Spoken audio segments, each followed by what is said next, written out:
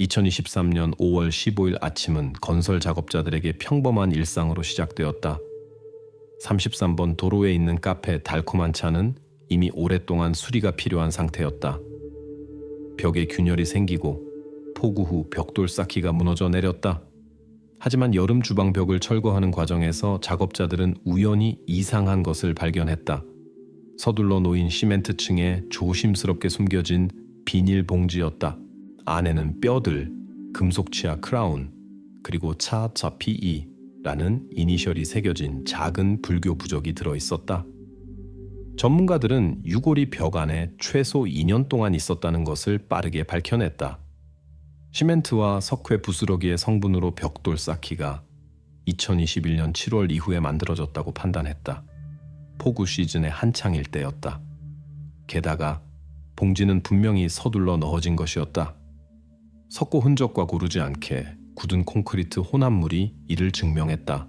수사관들은 비닐봉지에서 발견된 여성 손바닥 지문을 조사했지만 쓸모없었다. 지문은 어떤 공식 데이터베이스에도 등록되어 있지 않았다. 봉지에 손바닥을 남긴 여성은 이전에 경찰의 주목을 받은 적이 없었다.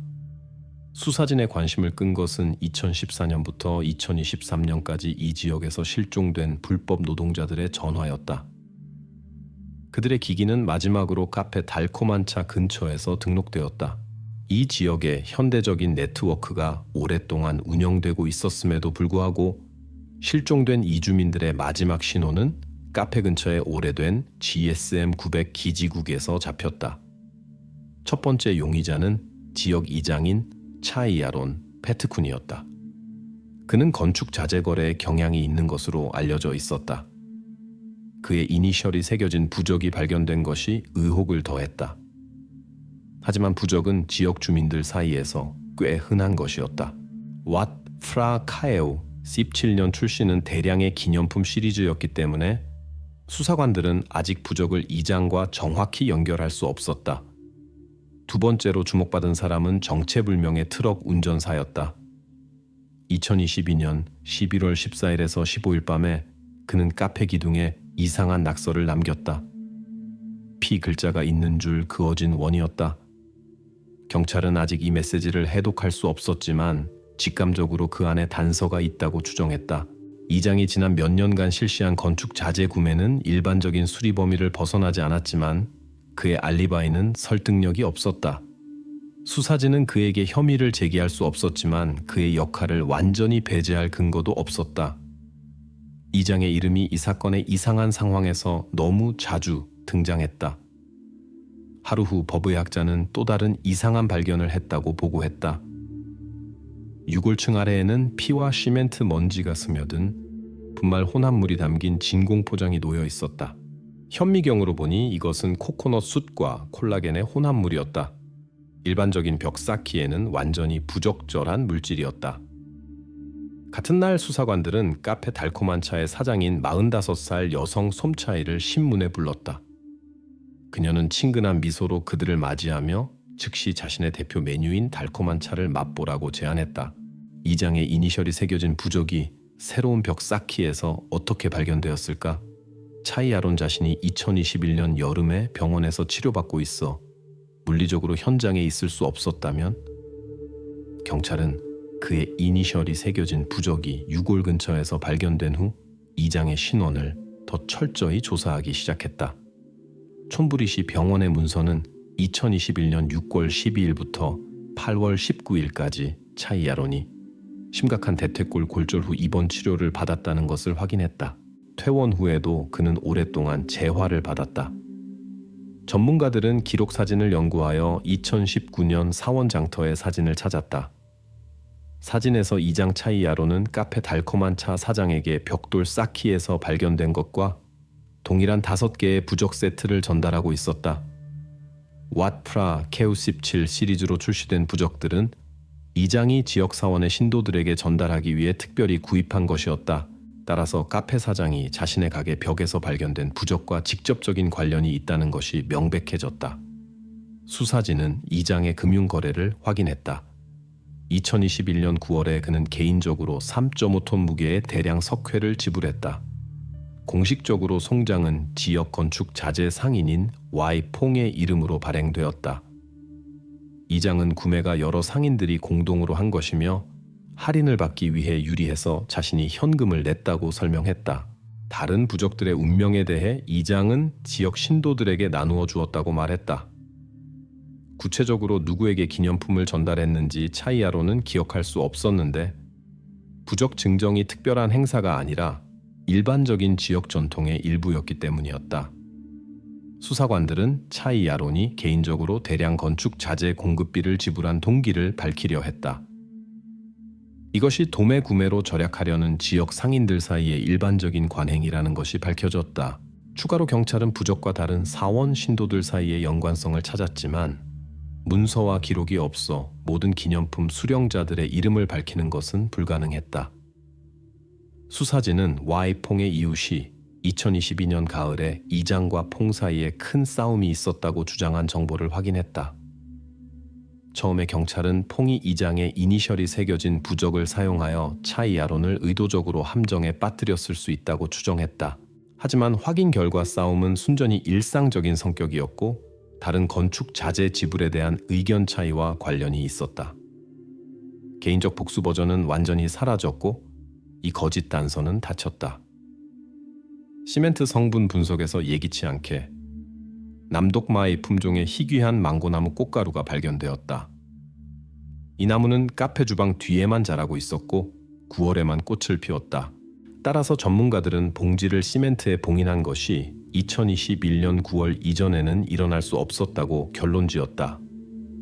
하지만 바로 이 시기에 차이아로는 파럼 시스템의 전자 데이터에 따르면 그의 의료 방문을 확인하는 데이터에 따라 후아힌의 클리닉에서 장기간 재활을 받고 있었고 물리적으로 카페 근처에 있을 수 없었다.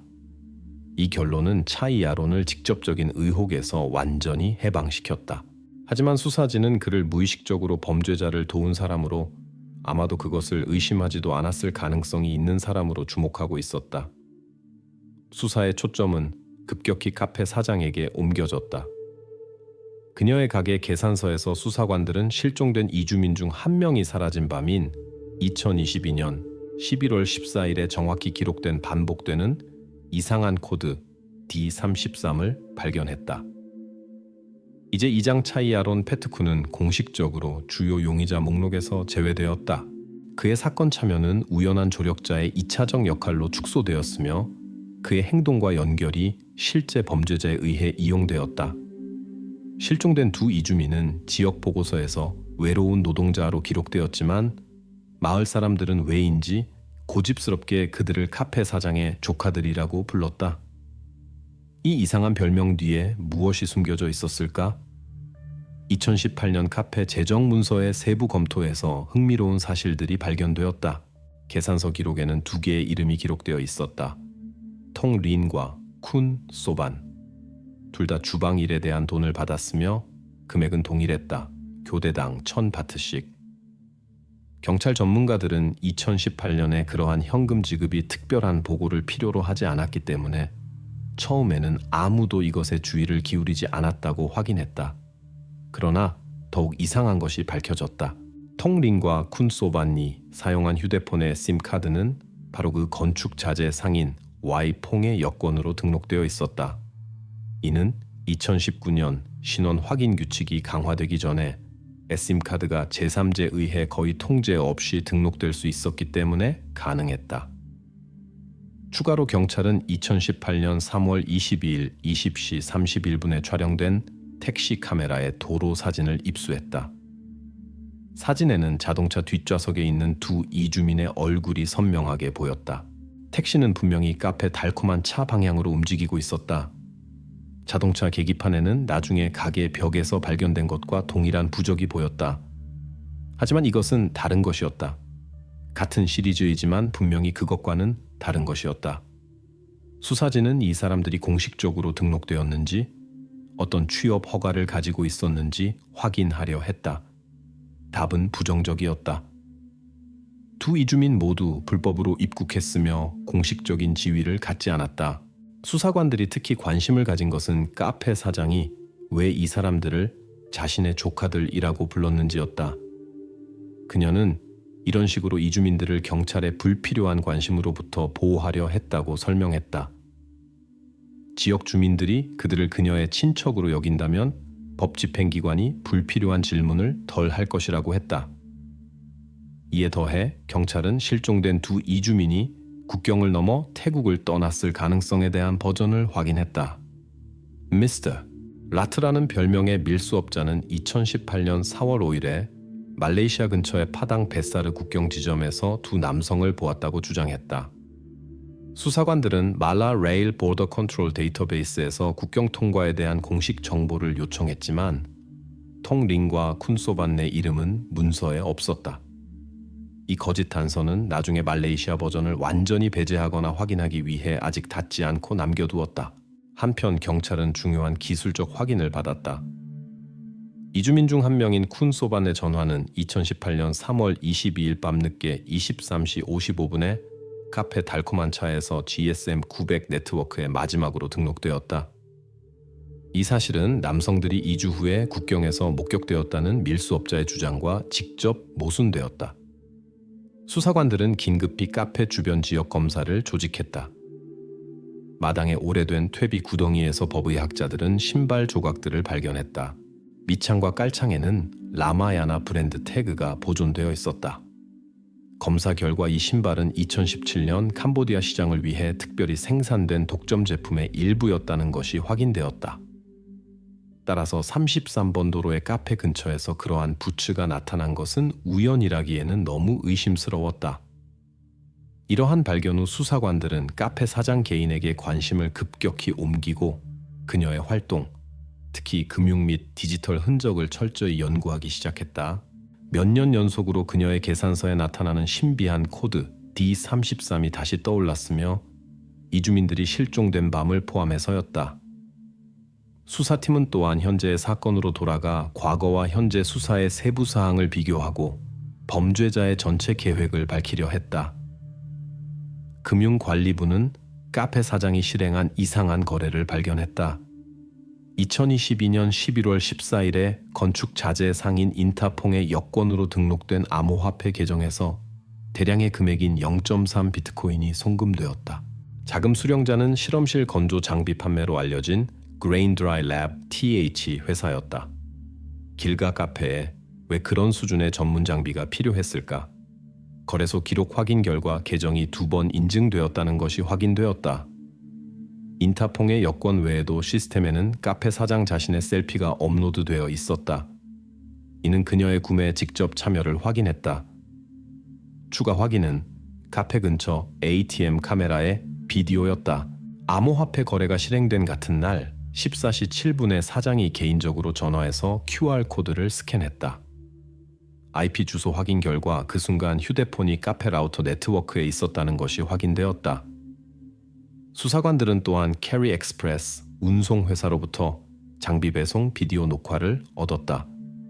11월 17일에 트럭이 주문한 진열장을 카페 서비스 구역 입구 바로 앞에 배달했다. 택배원은 수령자를 대신해 서명하고 뒷문 근처에 상자를 두고 갔다. 그의 자동차 레코더 비디오는 회사 아카이브에 완전히 보존되어 있었다. 신문에서 카페 사장은 암호화폐로 지불하여 진열장을 구입한 것은 몇 %의 수수료를 절약하는 데 도움이 되었기 때문이라고 설명했다. 지인의 아들이 유사한 구매에 암호화폐를 적극적으로 사용한다는 조언을 받았다고 했다. 수사진이 왜 비싼 장비가 가게에서 사용되지 않고 있는지에 대한 질문에 사장은 차와 향신료를 위해 허브를 건조할 계획이었다고 차분히 말했다. 하지만 설치 후 전기가 너무 비싸다는 것을 깨닫고 건조기를 꺼둔 채로 두었다고 했다. 이 버전은 잠시 이웃 농부에 의해 확인되었다. 그는 진열장이 켜진 것을 한 번도 본 적이 없다고 말했다. 수사관들은 장비가 급하게 구입되어 단순히 용도대로 사용되지 않았을 수 있다고 추정했다. 하지만 경찰은 이웃의 말을 더 자세히 재확인하기로 했다. 법과학자들이 장비를 분석한 결과 수사관들이 놀랄만한 완전히 다른 그림을 발견했다. 건조장비 분석에서 예상치 못한 결과가 나왔다. 진열장에서 압수한 칼날에서 인간 콜라겐의 미세한 잔여물이 발견되었다. 분석 결과 콜라겐 분해가 18개월을 초과하지 않았다. 게다가 장비 내부에서 전문가들은 칼륨 수치가 비정상적으로 높은 인간 근육 조직의 미세한 조각들을 발견했는데 이는 명백히 특별한 처리를 나타냈다. 기술 로그 확인 결과 암호화폐 거래가 실행된 날짜인 2022년 11월 14일 밤에 건조 진열장의 카리카페 뒷마당의 훈제실로 약 8m 옮겨졌다는 것이 밝혀졌다. 이 구간에는 감시 카메라가 없었고 정의는 전기 패널을 통해 수동으로 차단되었으며 조명은 42% 달빛에서만 자연광으로 제공되었다. 이 발견 후 사용되지 않은 장비에 대한 버전은 완전히 사라졌다. 이러한 증거를 바탕으로 카페 사장은 즉시 구속되었다. 신문실에서 수사관이 서류를 정리하는 동안 그녀는 예기치 않게 물었다. 당신들은 이미 두 번째 봉지를 찾았나요? 이제 수사진에게는 범죄가 처음에 추정했던 것보다 더 많을 수 있다는 것이 명백해졌다. 그들은 또 다른 은신처를 찾기 위한 긴급 조치를 시작했다. 2024년 6월 방콕 중앙형사법원은 길가 카페 달콤한 차 사장에 대한 사건의 최종 판결을 내렸다. 44살의 인타퐁은 2014년 7월부터 2022년 11월까지의 기간에 저지른 1년의 범죄로 공식적으로 유죄 판결을 받았다. 그녀의 희생자들은 여성이 카페로 유인하여 특별한 혼합물이 든 달콤한 차를 대접한 불법 캄보디아 노동자들이었다. 크라톰 농축액과 양귀비 추출물이 연유의 달콤한 맛에 완전히 가려졌다. 의식을 잃은 후 희생자들은 생명을 잃었고 그 후 그들의 유골은 체계적으로 파괴되었다. 고기는 부분적으로 사장 자신이 섭취했고 연조직은 퇴비 구덩이로 보내졌다. 뼈들은 부서져서 이전에 코코넛 숯 생산에 사용되던 특별히 장비된 화로에서 태워졌다. 2020년 검사에서 화로 온도가 섭씨 670도까지 기록되었다. 수사 공식 자료에 따르면 범죄의 주요 동기는 인타퐁의 신비주의적 신념이었다. 2013년 자동차 사고로 아들을 잃은 후 그녀는 타인의 생명력 기를 흡수하면 자신의 생명을 되돌리거나 연장할 수 있다는 생각에 이르렀다. 검사는 법원의 인타퐁과 범죄를 최종적으로 연결하는 완전한 증거를 제시했다. 석회 구매 영수증 확인 결과 실종자들의 휴대폰 GPS 로그와 완전히 일치했다. 확인된 10건의 에피소드 중 7건이 완전히 일치했고 나머지 3건은 교차 위치를 통해 간접적으로 확인되었다. 게다가 수사진은 2020년 12월 2일 화로 열 검사 자료를 제시했는데 소방검사관이 640도에서 670도의 작업 온도를 기록했다. 나중에 검사관은 서면 지시 없이 구두 권고로만 제한하기 위해 500바트의 작은 뇌물을 받았다고 인정했다. 중요한 증거는 카페 벽 쌓기에서 유골과 함께 발견된 시멘트 성분 분석이었다. 남독 마이 품종 망고 꽃가루는 첫 번째 봉지의 쌓기가 2021년 9월에 정확히 가게 여름 주방 뒤에서 이루어졌다는 것을 명확히 확인했다. 나중에 창고 차양에서 발견된 두 번째 봉지에는 이전에 발견된 것과 동일한 2개의 치아 크라운이 더 들어있었다. 카페 장부에 기록된 신비한 코드 D33이 최종적으로 해독되었다. 그녀의 자매 집에서 압수된 사장의 개인 일기에서 이것이 라텍스 채취자 손님의 날을 의미하는 그녀 자신의 내부 표시였다는 것이 밝혀졌다. 바로 이렇게 여성은 가까운 플랜테이션에서 라텍스 채취에 종사하는 일자리를 찾아온 불법 이주민들을 불렀다.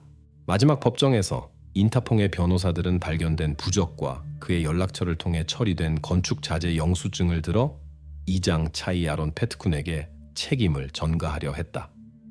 하지만 검찰은 그의 무관함에 대한 철저한 증거를 제시했다. 콘크리트 분석 결과 후아힌에서의 치료에 대한 의료 QR 로그 그리고 인타퐁 개인을 명확히 가리키는 암호화폐 거래소의 KYC 기록들이었다.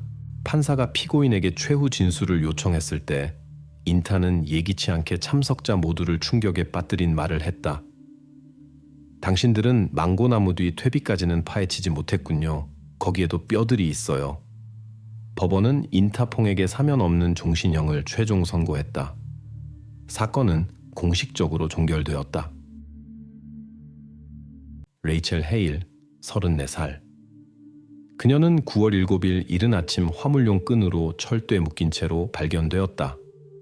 새벽 2시 25분 궤도차 RIB 502호의 자동 카메라가 충돌 순간을 포착했다. 누가 왜 레이첼을 그곳에 데려갔는지가 주요 수수께끼다. 경보 신호는 새벽 2시 33분 CN 철도 구간 운영자 초소에 전해졌다. 선로를 정기적으로 순찰하는 기술 궤도차 RIB 502호의 카메라가 철로 위에서 이상한 장애물을 포착했다. 30분 후 현장에 도착한 순찰대는 최악의 우려를 빠르게 확인했다. 철로에는 한 여성이 있었다. 그녀의 상체는 강력한 화물용 끈으로 단단히 묶여 있었다. 손목은 단 하나의 플라스틱 끈으로 고정되어 있었다. 얼굴은 위를 향하고 있었고 시선은 멈춰 있었다. 5시 45분 경찰은 신원을 확인했다. 레이첼 헤일, 34살. 레이첼의 휴대폰 마지막 활동은 밤 11시 41분에 기록되었다. 기기가 비행기 모드로 전환되었다. 왜 그녀가 정확히 이 순간에 추적망에서 사라지기로 결정했는지가 핵심 문제다. 이때부터 모든 표준적인 이동 추적 방법이 무용지물이 되었다. 유일한 단서는 피트니스 팔찌였다. CN 선로 근처 폐쇄된 캠핑장 지역에서 레이첼의 GPS 좌표를 보존하고 있었다. 사건 현장에서 하이웨이 16번으로 이어지는 비포장 도로에서 경찰은 새로운 타이어 자국을 발견했다. 이 자국들은 차량이 사건 현장에 도착했다가 같은 길로 급하게 떠났음을 명확히 보여주었다. 누군가는 분명히 필요한 시간보다 더 오래 그곳에 머물 계획이 없었다. 수사의 첫 번째 단계는 커티스 헤일, 레이첼의 전 남편으로 이어졌다. 그들의 관계는 긴장 상태로 알려져 있었다. 5년의 결혼이 갈등적인 이혼으로 끝났고 커티스는 레이첼의 새로운 삶, 특히 그녀의 새로운 만남들에 대한 짜증을 숨기지 않았다. 최근 몇 주 동안 목격자들은 전 부부 사이의 공개적인 다툼을 여러 번 목격했다. 경찰의 시야에 들어온 두 번째 중요한 인물은 전 부부의 공통 친구인 제이슨 리였다. 그는 종종 그들과 어울렸고 다툼을 목격했으며 둘 다의 생활 세부 사항을 잘 알고 있었다. 모든 일이 일어난 밤에 제이슨은 경찰에게 집에 있으면서 인터넷에서 게임 세션 스트리밍을 했다고 진술했다. 처음 보기에는 알리바이가 확실해 보였지만 검증은 아직 완료되지 않았다. 제이슨의 진술은 수사관들에게 의심을 불러일으켰다. 그의 말에 따르면 스트리밍은 밤새 생방송으로 진행되었지만 전문가들은 방송의 일부가 미리 녹화되었을 가능성의 징후를 발견했다. 이런 관행은 스트리머들 사이에서 드물지 않으며 비디오 스트림을 중단하지 않고 잠깐 자리를 비울 수 있게 해준다. 결과적으로 제이슨의 알리바이가 의문시되었다. 수사관들은 그가 레이첼을 CN 대기선로로 데려간 바로 그 시간에 부재했을 가능성을 배제하지 않는다. 아직 제이슨은 가능한 목격자의 지위를 유지하고 있지만 그의 진술은 신중한 검증과 확인이 필요하다. 가장 중요한 데이터 조각은 아사바스카 폭포 도로에 설치된 도로 카메라에서 나왔다. 밤 10시 57분 카메라는 사건 현장으로 향하는 시골길을 따라 이동하는 은색 쉐보레 콜로라도를 포착했다. 차량은 천천히 확신에 차서 움직였는데 마치 운전자가 어디로 가는지 왜 가는지 정확히 알고 있는 것 같았다. 하지만 새벽 3시 12분 같은 쉐보레가 돌아올 때 카메라는 차량 내부에 단 한 명만 있는 것을 포착했다. 수사관들의 질문은 간단했다. 레이첼이 이 차를 타고 그 캠핑장에 갔다면 돌아오는 길에는 어디로 사라진 것일까? 그리고 그날 밤 정확히 누가 쉐보레를 운전했을까? 이 질문들에 답하기 위해 수사는 주요 용의자에게 향했다. 커티스 헤일, 레이첼의 전 남편이 수사의 중심 인물이 되었다. 그의 이력, 행동, 동기가 이제 특별한 감시해 있다. 수사관들은 왜 그가 이 수수께끼 같은 사건의 중심에 있게 되었는지 이해할 필요가 있었다. 이른 아침 9월 8일 경찰이 영장번호 CN23-908-07에 따라 힌튼에 있는 커티스 헤일의 작은 집에 들어간다. 커티스 헤일, 용접공, 레이첼 헤일의 전 남편.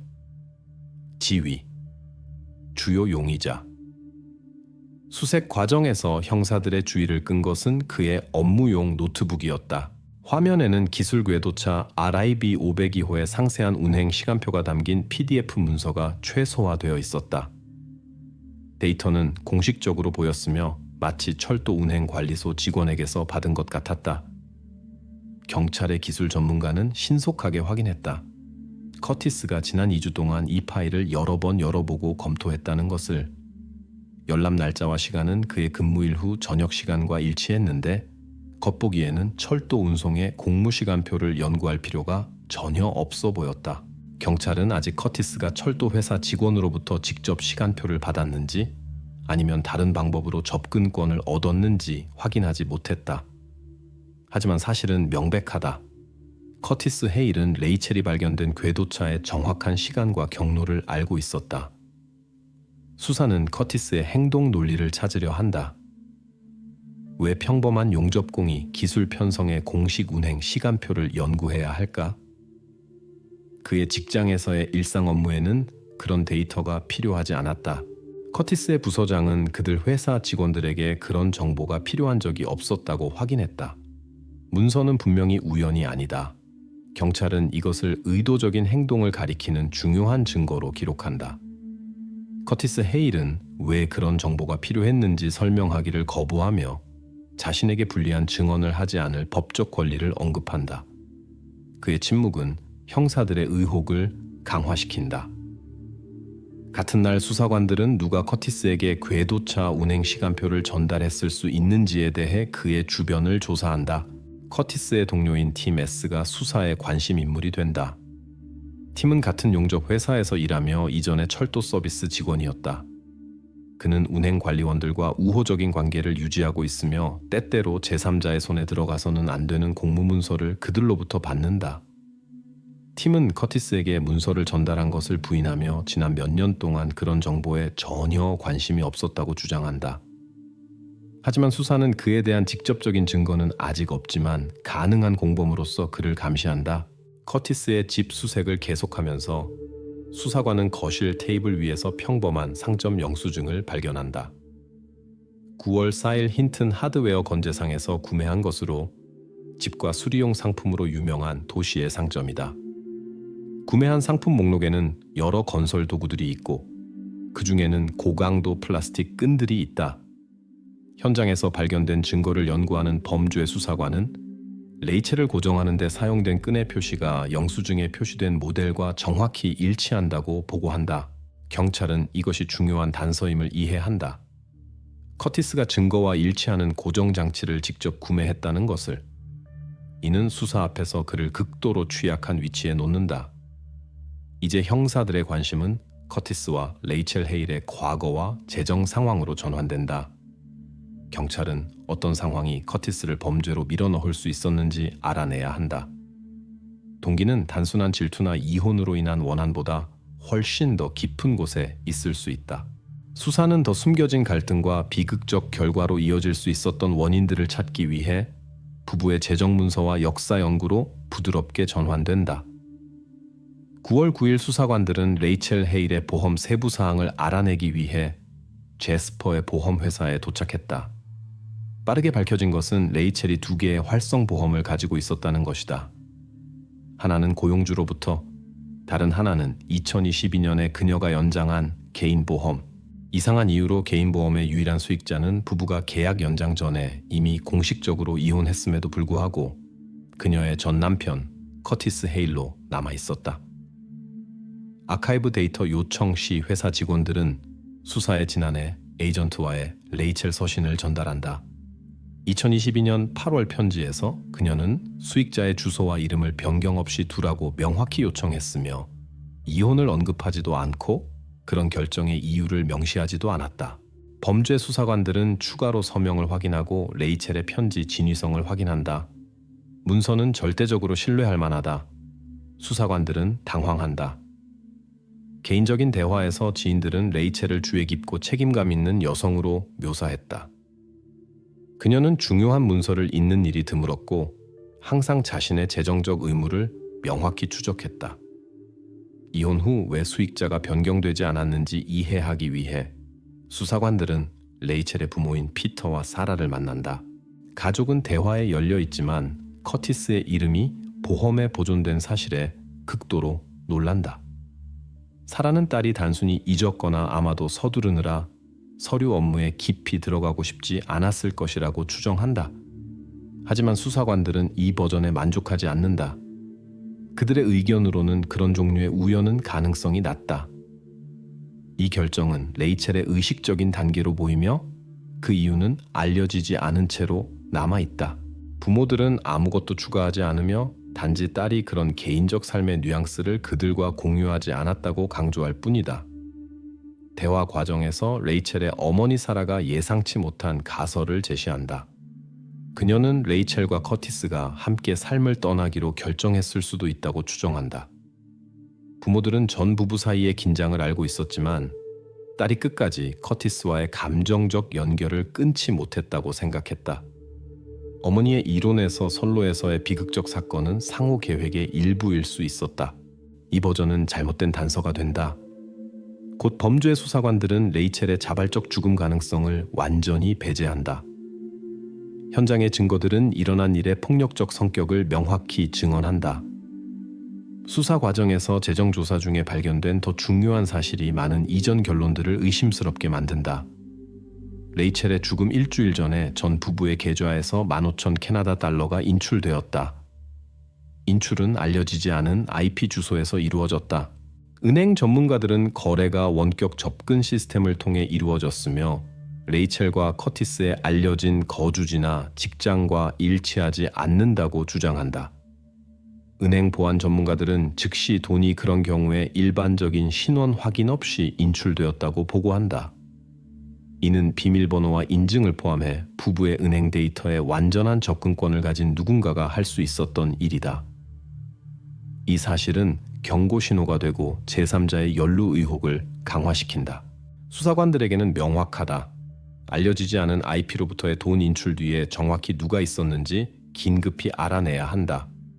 이를 위해 경찰은 인출의 지리적 위치를 확인하고 사용자를 식별하기 위해 기술 전문 감정을 동원할 계획이다. 또한 수사의 관심의 중심에 다시 부부의 친구인 제이슨 리 있다. 그의 야간 스트리밍 알리바이는 최종적으로 확인되지 않았다. 바로 지금 기술 전문가들이 레이첼의 죽은 밤 그의 디지털 활동을 자세히 연구해야 한다. 9월 10일 아침 수사관들은 지역 산림관 로버트 그린으로부터 예상치 못한 전화를 받는다. 로버트는 화재 감시탑에 설치된 자동 카메라로 촬영한 중요한 비디오 녹화를 가지고 있다고 주장한다. 타임랩스 녹화는 사건 밤에 이루어졌으며 중요한 세부 사항들을 포착했을 수 있다. 전문가들은 산림관에게서 받은 녹화를 연구한다. 카메라는 2초마다 1프레임의 빈도로 캠핑장 지역에서 일어나는 일을 포착했다. 다음이 명확히 기록되었다. 밤 11시 5분의 자동차가 관찰구역에 진입하여 폐쇄된 캠핑장 방향으로 향한다. 헤드라이트가 화면에 나타났다가 숲 깊숙이 사라진다. 녹화는 단조로운 리듬으로 계속되고 자정 17분까지 아무 일도 일어나지 않는다. 정확히 이때 휴대폰 손전등의 약한 빛의 점이 프레임에 나타난다. 빛은 강을 향한 좁은 숲길을 따라 움직이고 12분 후 정확히 자정 29분에 사라진다. 거의 3시간 동안 비디오 녹화에서는 달과 나무들의 드문 반사 외에는 아무 일도 일어나지 않는다. 새벽 3시 5분에 자동차가 다시 프레임에 나타나고 헤드라이트가 켜지며 차는 왔던 같은 경로로 급하게 장소를 떠난다. 경찰의 기술 전문가들이 프레임들을 주의 깊게 연구한다. 그들 사이에 논쟁이 일어난다. 비디오 녹화의 자동차 치수가 같은 밤 도로, 카메라에 포착된 쉐보레 콜로라도와 동일한가? 분석은 명확한 답을 주지 않는다. 카메라의 해상도는 센티미터 단위까지 정확하게 차체 길이를 식별할 수 없다. 의혹은 남아있지만 윤곽과 헤드라이트 조명의 유사성은 매우 설득력 있다. 전문가들은 비디오의 자동차가 같은 쉐보레일 가능성이 높다는 결론으로 기울어진다. 동시에 형사 중 한 명이 가능한 두 번째 자동차 버전을 제시한다. 그는 정확히 두 번째 자동차가 현장을 떠나는 데 도움을 줄 수 있었으며 이것이 돌아오는 길의 녹화에서 운전석에 한 사람만 보이는 이유를 설명한다고 주장한다. 이론적으로는 논리적으로 보였지만 빠르게 검증된다. 하이웨이 16번과 다른 인근 도로를 따라 설치된 인접 카메라들은 사건 밤에 캠핑장 구역으로 향하는 다른 교통수단을 포착하지 않는다. 따라서 두 번째 자동차 버전은 잘못된 것으로 판명되어 빠르게 버려진다. 산림청 녹화에도 다른 차들이 없다. 타임랩스의 가장 중요한 순간은 자동차 출발 순간에 촬영된 프레임들을 더 자세히 볼 때 발견되었다. 낮은 품질에도 불구하고 전문가들은 차량 내부에 단 하나의 광원만 보인다고 명확히 확인한다.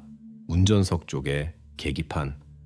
일반적으로 승객의 휴대폰이나 다른 기기에 의해 만들어지는 특징적인 두 번째 빛의 반사가 없다. 이는 운전자가 혼자 운전했다는 것을 다시 한번 확인해준다. 수사관들은 이 사실을 중요한 것으로 기록한다. 레이첼은 돌아오는 길에 자동차에 있지 않았다. 이는 그녀의 실종의 범죄적 성격을 명확히 확인하며 사건 현장을 자발적으로 떠났다는 어떤 추정도 배제한다. 타임랩스 녹화를 주의 깊게 연구하고 두 번째 자동차에 대한 잘못된 버전을 버린 후 수사는 레이첼의 죽은 밤에 게임 스트리밍을 했다고 주장하는 가족 친구 제이슨 리 알리바이 검증에 다시 집중한다. 바로 지금 수사관들은 제이슨과 범죄 현장의 어떤 연결도 핵심 단서가 될 수 있으므로 이 알리바이를 확인하거나 반박하기 위해 기술적 노력을 기울인다. 9월 11일 RCMP의 기술 전문가들이 가족 친구 제이슨 엘리의 알리바이를 최종적으로 검증한다. 그는 사건 밤에 에드먼턴의 자신의 집에서 트위치 플랫폼에서 게임 생방송을 했다고 주장했다. 형사들은 제이슨이 적어도 간접적으로라도 일어난 일에 연루될 수 있었는지 이해하려고 그의 디지털 흔적을 신중하게 연구한다. 캐나다 왕립 기마경찰의 전문가들이 트위치 플랫폼 대표들과 함께 제이슨 엘의 스트리밍 진위성을 공식적으로 확인한다. 생방송은 밤 10시 15분에 시작되어 새벽 3시 40분까지 중단 없이 계속되었다. 스트리밍의 IP 주소는 에드먼턴의 제이슨 거주지 주소로 등록되어 있다. 기술 전문가들은 특히 제이슨의 얼굴이 거의 항상 클로즈업으로 프레임에 있었다고 주목한다. 전체 방송 동안 그는 실시간으로 채팅과 적극적으로 상호작용했다. 스트리밍을 대체하거나 미리 녹화된 자료를 사용하는 것은 기술적으로 불가능하며 이는 완전히 배제된다. 수사는 제이슨의 알리바이가 논박할 수 없으며 그가 지정된 시간에 물리적으로 사건 현장에 있을 수 없었다고 인정한다. RCMP 전문가들은 별도로 제이슨 대신 누군가가 딥페이크나 비디오 편집을 사용해 스트리밍을 할 수 있었는지 버전을 확인한다.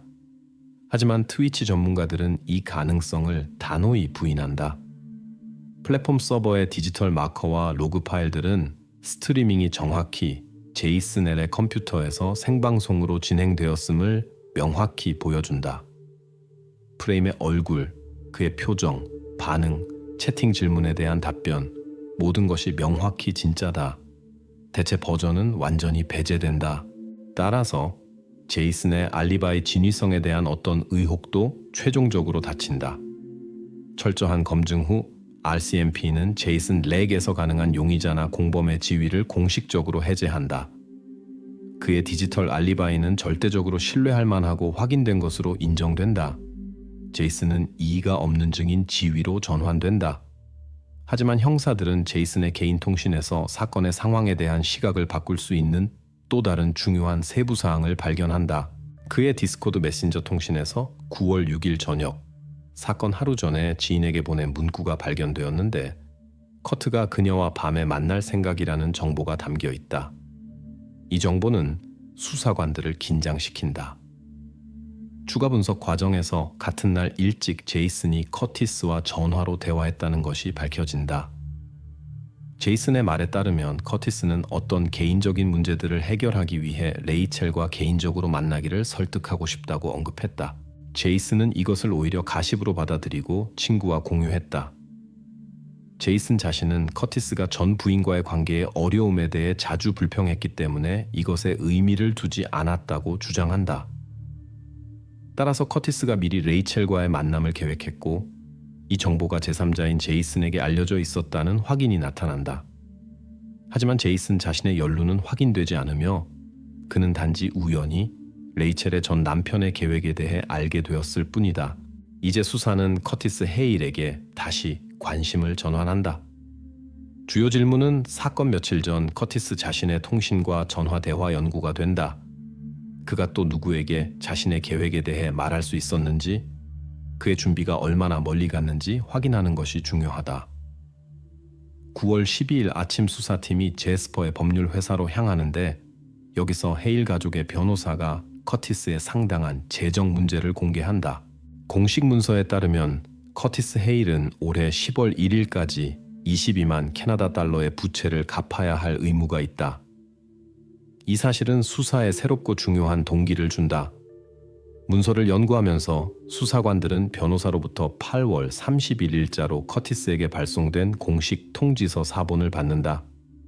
법률 회사의 편지는 커티스에게 지불 마감일을 엄격히 상기시키고 의무를 이행하지 않을 경우 그에 대해 부채 회수를 위한 법적 조치가 취해질 것이라고 알린다.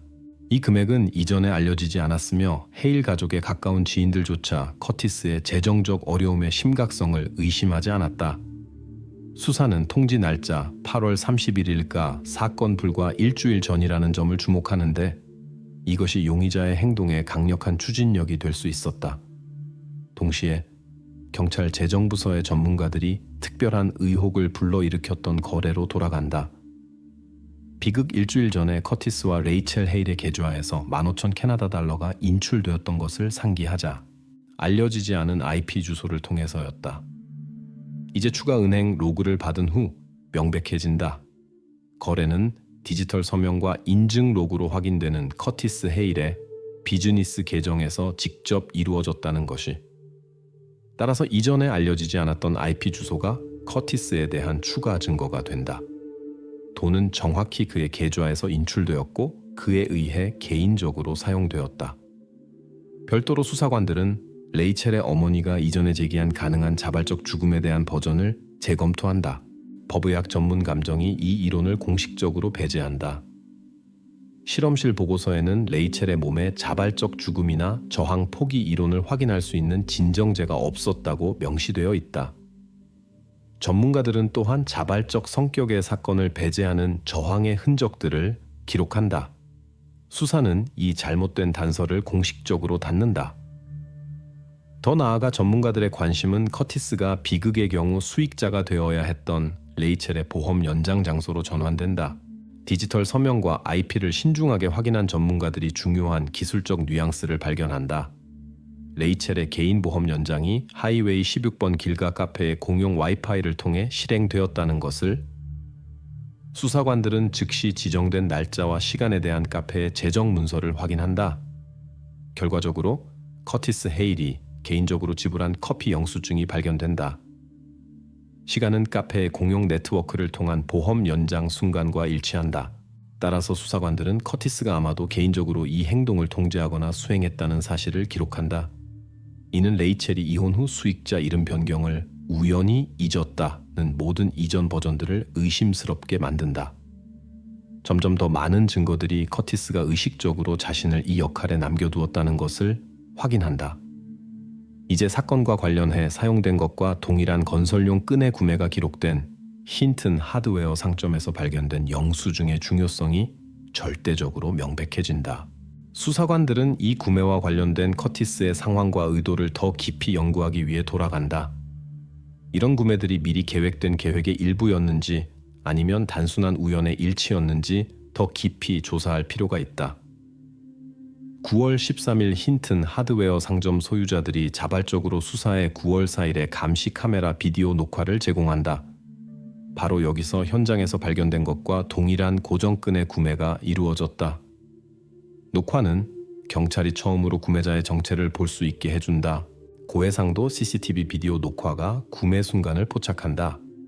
상점에 들어서는 구매자는 얼굴의 대부분을 가리는 어두운 버프를 착용하고 있으며 눈과 코의 윗부분만 보인다.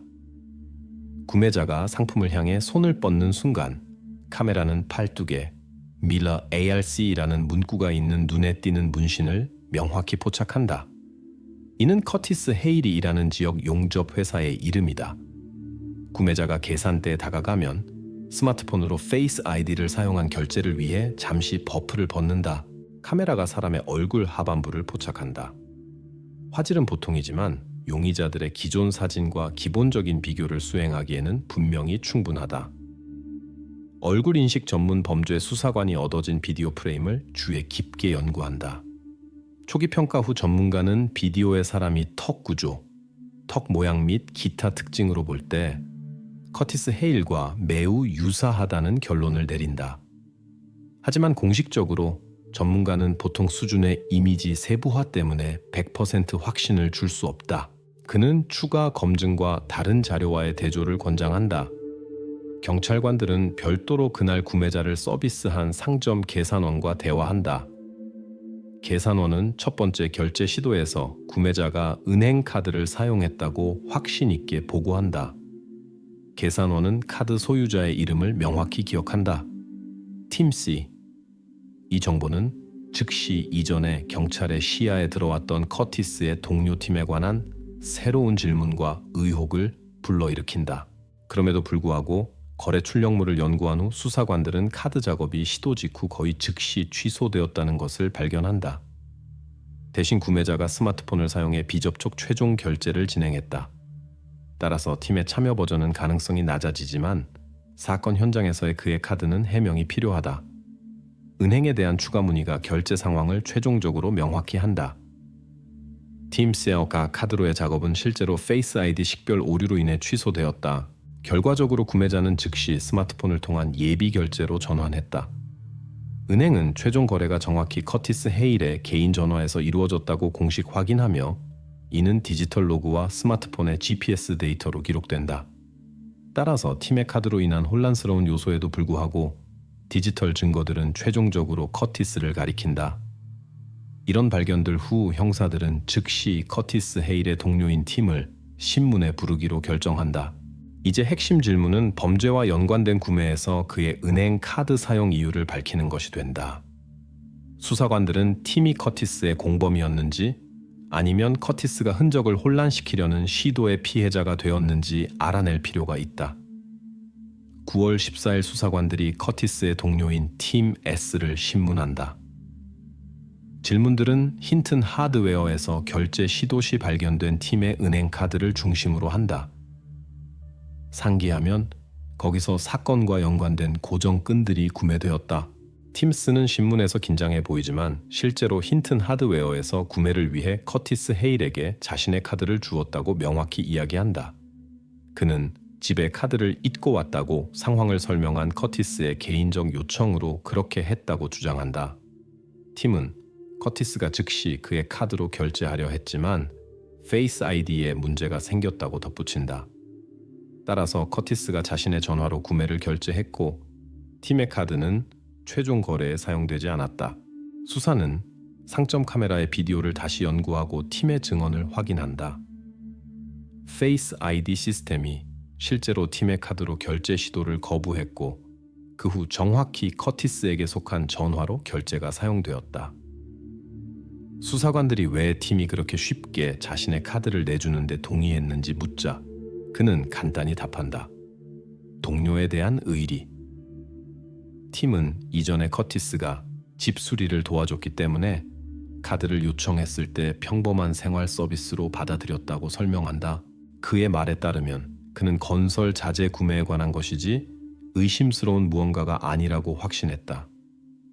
팀에 대한 의혹을 최종적으로 해소하기 위해 수사관들은 팀과 커티스가 모두 일하는 밀러 ARC 용접 공장의 출입 기록을 요청한다. 기록은 9월 6일 사건 준비가 추정되는 저녁 팀이 공식적으로 밤 11시 35분에 야간 교대로 복귀했음을 명확히 보여준다. 이는 그의 개인 출입 카드와 공장 카메라로 기록된다. 시간적 틀과 거리를 고려할 때 팀은 물리적으로 후속 사건들에 참여할 수 없었다. 따라서 팀에 대한 의혹이 공식적으로 해제되고 가능한 공범으로서의 그의 지위가 최종적으로 종료된다.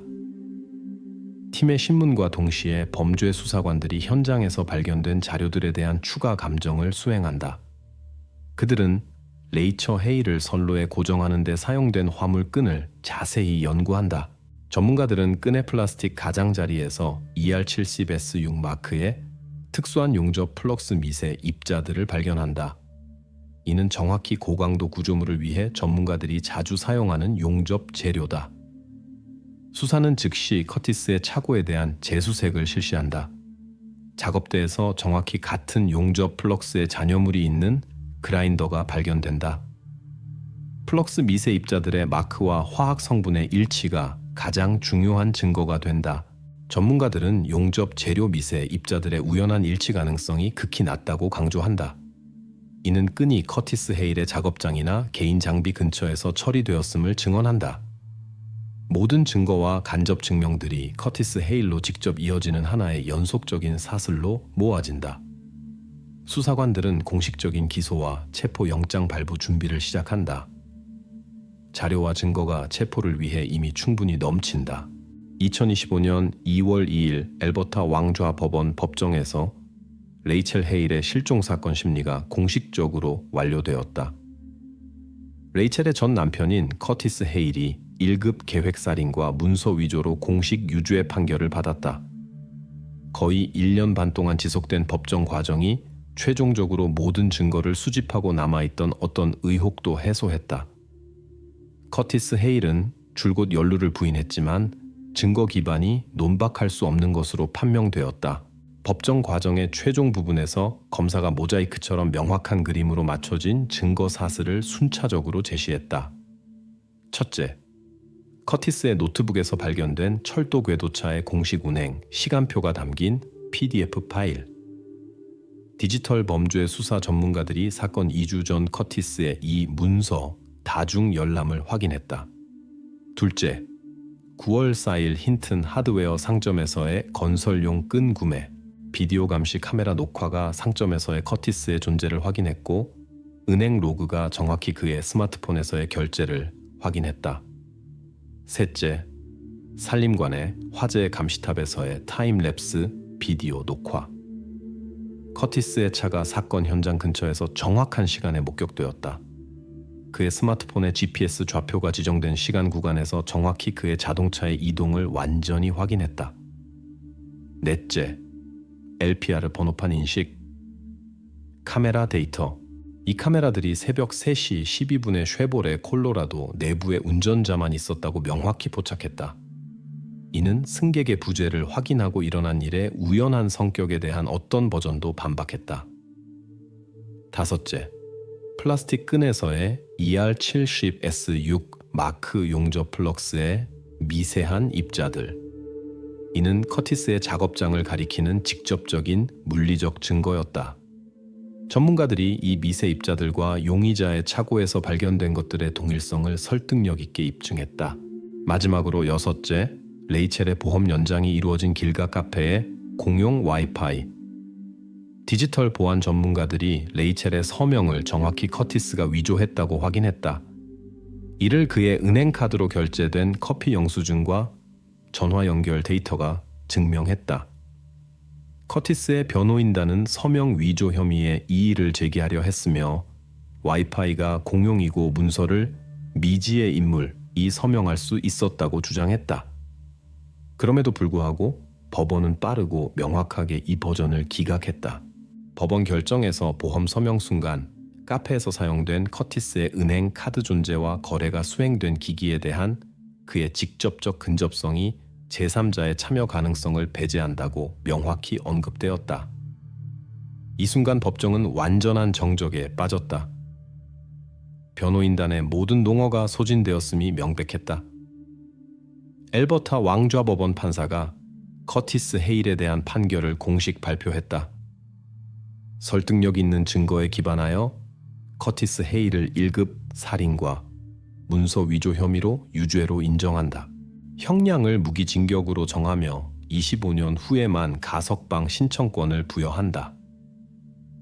판결 발표 후 법정에 간신히 들릴 정도의 안도의 한숨이 울렸다. 첫날부터 마지막 날까지 재판에 참석한 레이첼의 부모들이 조용히 법원의 결정을 들었다.